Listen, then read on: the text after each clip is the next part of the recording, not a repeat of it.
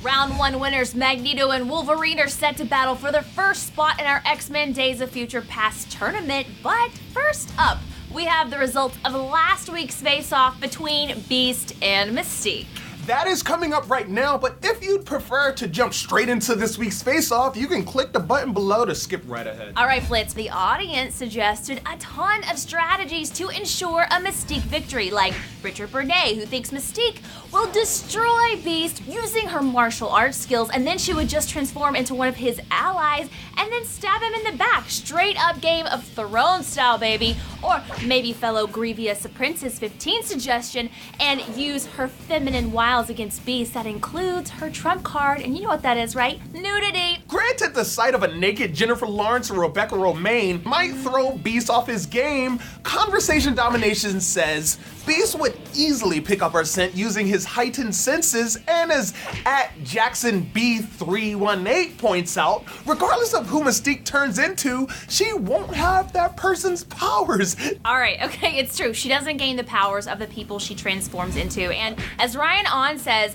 Beast may have the brains, but Mystique is sneaky, and Kelton Adams figured out the sneakiest move of all, my friend. Someone Mystique could turn into that would be Beast's fuzzy blue Achilles heel. His mother, my friend. His mom? Yes, that's right. You think Beast is gonna use those pointy teeth and claws on Mama Beast? I do not think so, and even if he does, as Hal Jordan reminds us, Mystique has survival skills and healing powers to take whatever Beast dishes out. Okay, first of all, Hal Jordan is a DC character, and I don't know why he's debating on this. I'll concede that the mom thing was pretty clever, but not as clever as Beast. My buddy Puff Man Easy 1 points out, Mystique is simply outmatched on all counts against Beast, and even if he can't or chooses not to take her down by force, he could come up with a non-lethal alternative. Maybe Mystique has a slight advantage when it comes to fighting skills, and that's a big maybe, but he easily bests her in every other category. And with 61% of the votes, the winner of this face-off is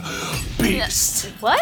No way. Oh yeah, I guess you could say it was a mistake for her to think she even stood a chance. Pun. Maybe he'll have better luck in his next face-off between Magneto and Wolverine. Oh, we'll see about that. You bring it.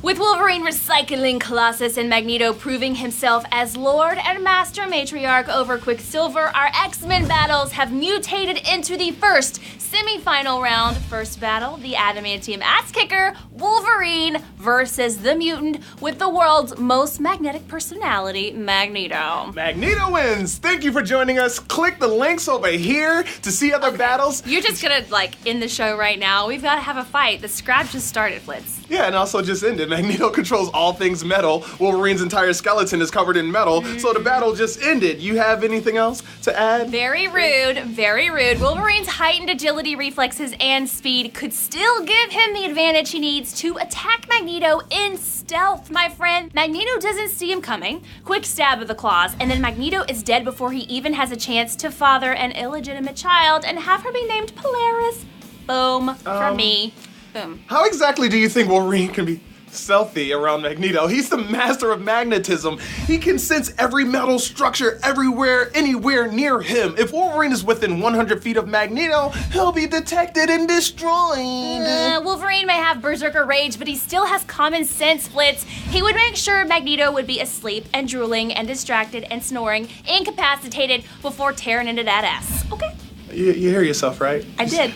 Attitude. Yeah, Magneto has at times had his own space station, his own dinosaur-filled island, and other various fortresses. Are you telling me your argument revolves around home invasion? Oh, how the mighty hath fallen.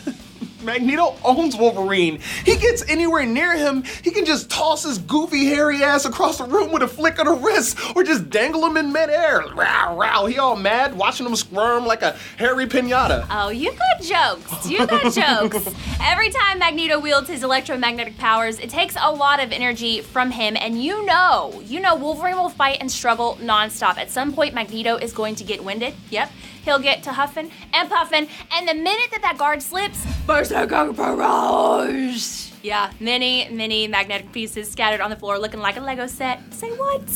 Let me just put you out of your misery. All the way back in X-Men number 25 in 1993, Magneto proved that Wolverine was a non-threat by not only defeating him, but finishing him off by ripping all the metal out of his body, almost killing him, and leaving him without one of his biggest assets. Oh, are we turning this into a history lesson now? Cause bring it, okay? Because you've activated my trap card. Bone Claw Wolverine first appeared in 1993. Wolverine Volume number 2, number 75, part of the Fatal Attractions crossover.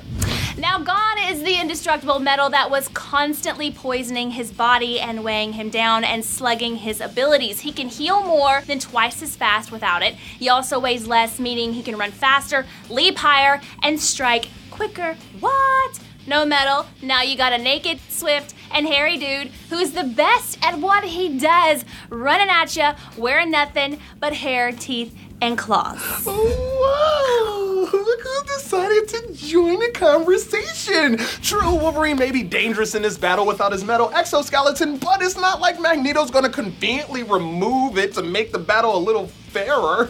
You think not having metal bones is really gonna win the battle here? Tell that to Quicksilver. Bones aren't the issue here. Magneto is a veteran. Let's use the word geriatric here. But keep in mind, Wolverine is older and has a lot more experience, and because of that healing thing he do, he's just as spry and as virile as a 35-year-old Olympian. Wolverine has taken down a lot tougher people than Magneto, and I guarantee you they all had compelling cases as to why they would win against Wolverine too. Magneto is just one more victim who will have a salty, surprised look on his face when he experiences trio after trio after trio of mutant gene spawn claws buried deep into his torso at rapid fire over and over and over again. Well, I'm gonna let you stop making yourself look foolish. All you at home brought us this far in our showdown. It's time for you to take it to the next level, so vote and bring this one step closer to our final face-off. It's not too late to let your voice be heard in our face-off between Iceman and Storm. Click left if you think Iceman would freeze the competition. And click right if you think Storm will melt Iceman, turning him into a tiny little puddle of remorse. And be sure to hit that subscribe button to be the first to know when your favorite character will be battling it out in a future Fanboy Face-Off episode.